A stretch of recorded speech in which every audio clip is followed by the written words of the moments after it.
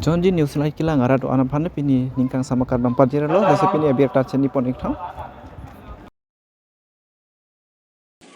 कुल मिलाकर 10 वक्ताओं ने ये चर्चा के अंदर हिस्सा लिया है। सबसे पहले मैं स्पष्टता करना चाहता हूं कि राष्ट्रपति शासन किसी भी तरह से डाला जाए 356(1) के तहत ही डाला जाता है। इसमें 2-3 प्रकार होते हैं। एक तो कांग्रेस के शासन में होता था, ऐसे विपक्ष की सरकारें गिराने के लिए डाला जाए, जो हमने नहीं किया है। सुनिए तो अब दूसरा, सरकार कांग्रेस की हो, विपक्ष की हो या हमारी हो, इसको गिराने के लिए राष्ट्रपति शासन डाला जाए कानून और व्यवस्था के नाम से, ये भी नहीं हुआ है।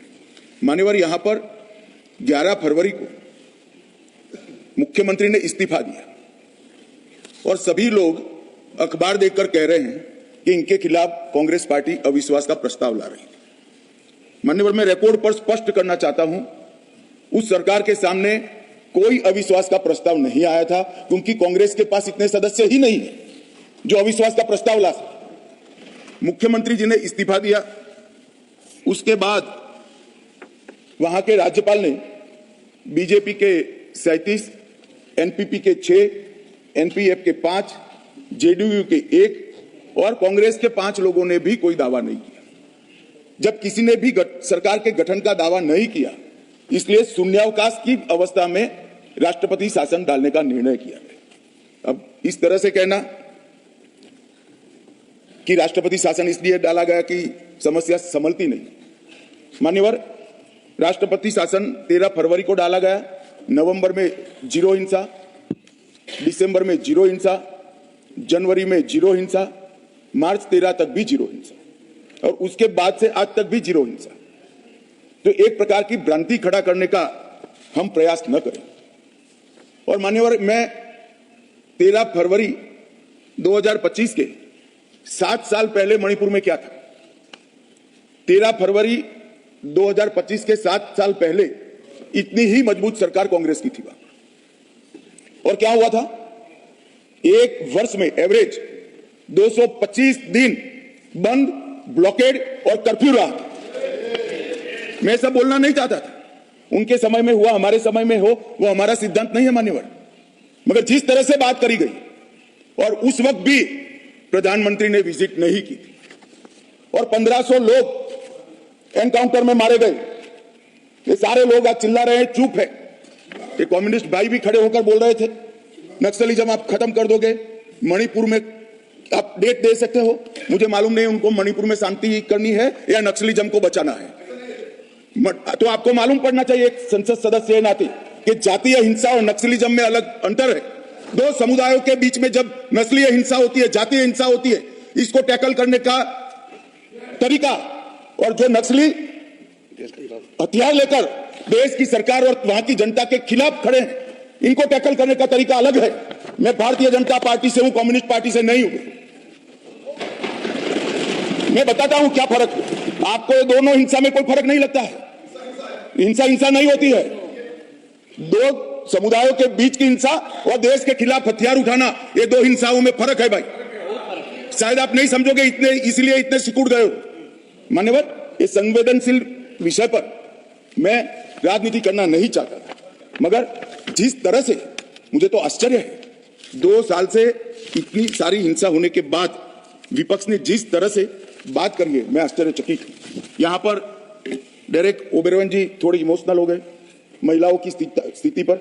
डेरेक साहब, यहां तो जातीय हिंसा हुई थी, दोनों समुदाय आमने सामने भिड़ गए थे, इसमें कई महिलाओं से दुर्व्यवहार हुआ। बंगाल में कुछ नहीं था, सालों तक सैकड़ों बहनों के साथ संदेश खाली में दुर्व्यवहार होता था। कुछ नहीं किया आपकी सरकार ने, कुछ नहीं किया। आरजी कार में भी कुछ नहीं किया। आप जवाब नहीं दे सकते। और वो दुर्व्यवहार आपकी ही पार्टी के नेता ने किया था, जिसको आपको सस्पेंड करना पड़ा था। ये ड्यूअल, हम तो ना इसका समर्थन करते हैं ना उसका करते हैं। ये ड्यूअल स्टैंडर्ड लेकर ज्यादा दिन नहीं चल सकते। मान्यवर, ये कहते हैं 250 लोग मारे गए, मैं भी कबूल करता हूं मान्यवर, 260 लोग मारे गए, ये आंकड़ा है, ये सच्चाई है। मगर बंगाल में चुनावी हिंसा में 250 लोग मार दिए गए।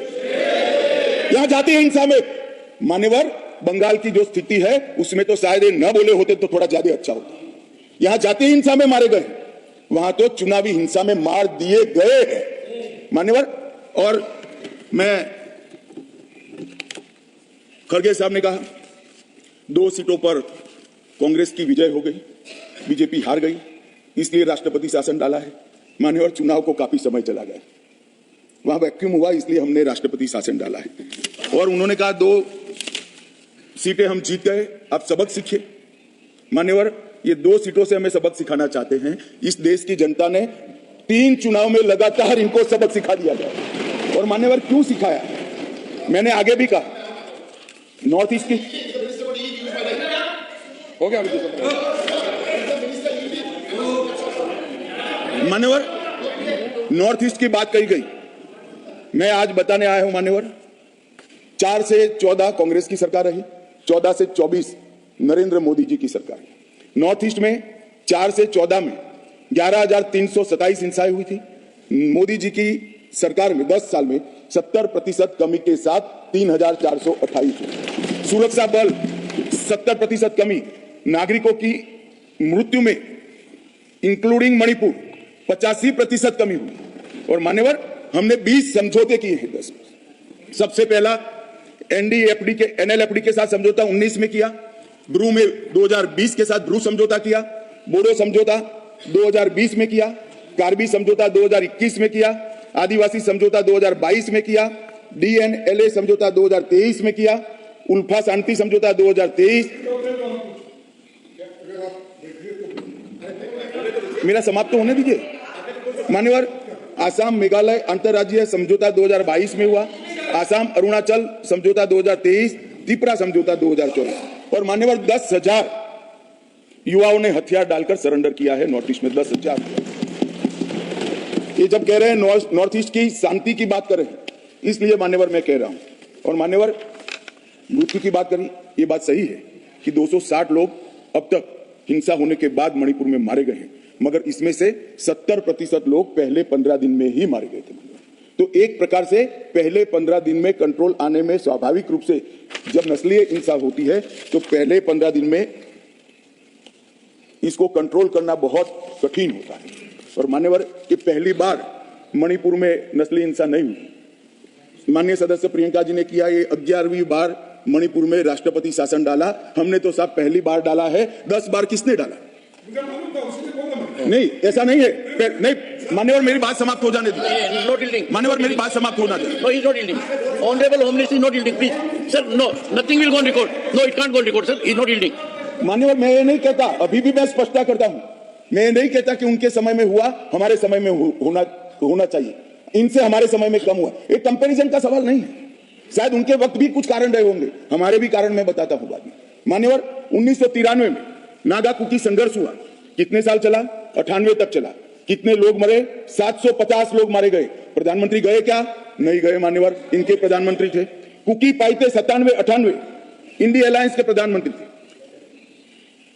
उसमें 352 लोग मरे और 2.5 साल चला मान्यवर, प्रधानमंत्री नहीं गए। मैतई पंगल संघर्ष 1993 पीवी नरसिम्हा राव जी प्रधानमंत्री थे, 150 से ज्यादा मृत्यु हुई, प्रधानमंत्री नहीं गए और 7 महीने तक हिंसा चलती रही।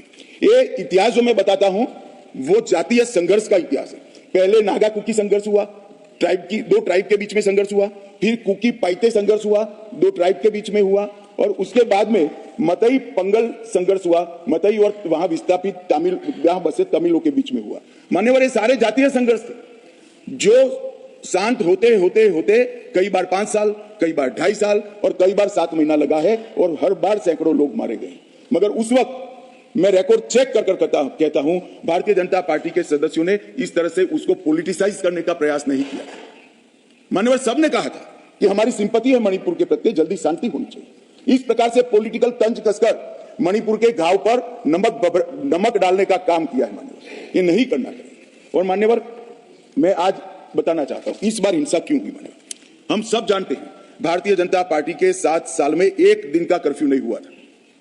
जो मणिपुर में साल का 225 दिन तक कर्फ्यू ब्लॉकेड बंद रहता था, 7 साल तक एक भी दिन कर्फ्यू नहीं हुआ था। हाईकोर्ट का एक जजमेंट आया मान्यवर, जजमेंट के अंदर भारत सरकार को पूछे बगैर, रिकॉर्ड पर जवाब दिए बगैर, ट्राइबल कमीशन को पूछे बगैर एक जाति को ट्राइबल घोषित कर दिया। इसके कारण ट्राइबलों में अनरेस्ट हुआ और इसके खिलाफ एक बड़ा रोष हुआ और ट्राइबल नॉन ट्राइबल के बीच में झगड़ा हुआ। किसी ने इसको टेररिज्म का नाम दे दिया समझे बगैर, किसी ने इसको सरकारी विफलता का नाम दिया और कुछ लोगों ने उसको धार्मिक संघर्ष मान लिया। ना ये दो धर्मों के बीच में संघर्ष था, ना वहां कोई टेररिज्म की घटना थी, ना लॉ एंड ऑर्डर का फेल्योर था। मान्यवर, एक जजमेंट के कारण बहुत इनसिक्योरिटी पूरी ट्राइब्स के अंदर फैली कि रिजर्वेशन पर हमारा अधिकार चला जाएगा और इसके लिए एक ओर से प्रदर्शन हुआ, दूसरी ओर से प्रदर्शन हुआ और इतनी विस्फोटक स्थिति हुई कि 4 दिन तक पूरे प्रयास करने के बावजूद शांति नहीं कर पाए। मान्यवर, ये दुर्भाग्यपूर्ण जजमेंट के कारण ये हिंसा हुई है और ये जातीय हिंसा है। मान्यवर, वो जजमेंट को दूसरे ही दिन सुप्रीम कोर्ट ने स्टे कर दिया। मान्यवर, क्योंकि गैर संवैधानिक जजमेंट है। सुप्रीम कोर्ट का सेटल लॉ है, किसी भी जाति को ट्राइब घोषित करना है तो जब तक ट्राइबल कमीशन, कैबिनेट और संसद ये सभी नोटिफाइड नहीं करते हैं, कोई कोर्ट ऑर्डर से नहीं हो सकता है। इस सेटल जजमेंट को डिस्टर्ब कर रातों रात भारत सरकार का जवाब लिए बगैर, ट्राइबल कमीशन भारत सरकार का जवाब लिए बगैर एक जाति को ट्राइबल घोषित कर दिया और इसके कारण ये पूरी हिंसा मान्यवर हुई थी। मान्यवर, मैं फिर से एक बार स्पष्ट करना चाहता हूं कि राष्ट्रपति शासन किसी को बचाने के लिए नहीं डाला था, ये नहीं है। राष्ट्रपति शासन इसलिए डाला गया कि अविश्वास का प्रस्ताव आया था, ये भी नहीं है। कांग्रेस के पास अविश्वास के प्रस्ताव लाने जितने सदस्य ही नहीं है। मान्यवर, और राष्ट्रपति शासन डालने के बाद भारत सरकार के गृह सचिव रहे श्री भल्ला जी को वहां राष्ट्रपति बनाकर भेजा है और राज्यपाल बनाकर भेजा है। अब शांति है मान्यवर।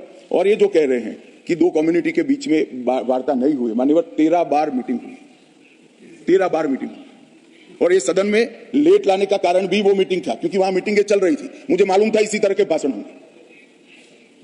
मान्यवर, अभी ये सदन जब चल रहा था उसी समय में 2 मीटिंग हुई है और तीसरी फाइनल मीटिंग दोनों कम्युनिटी की अब कुछ ही दिनों में दिल्ली में होने की संभावना है। मैं आशा करता हूं कि दोनों कम्युनिटी इसको समझेगी, संवाद का रास्ता अपनाएगी और धीरे धीरे शांति तो हुई है मगर संवाद भी प्रस्तापित होगा। और जैसे ही संवाद प्रस्तापित होगा, हमें एक दिन राष्ट्रपति शासन नहीं रखना है मान्यवर, ज्यादा। ये हमारी पार्टी की पॉलिसी भी नहीं है, ना कभी हमने रखा है।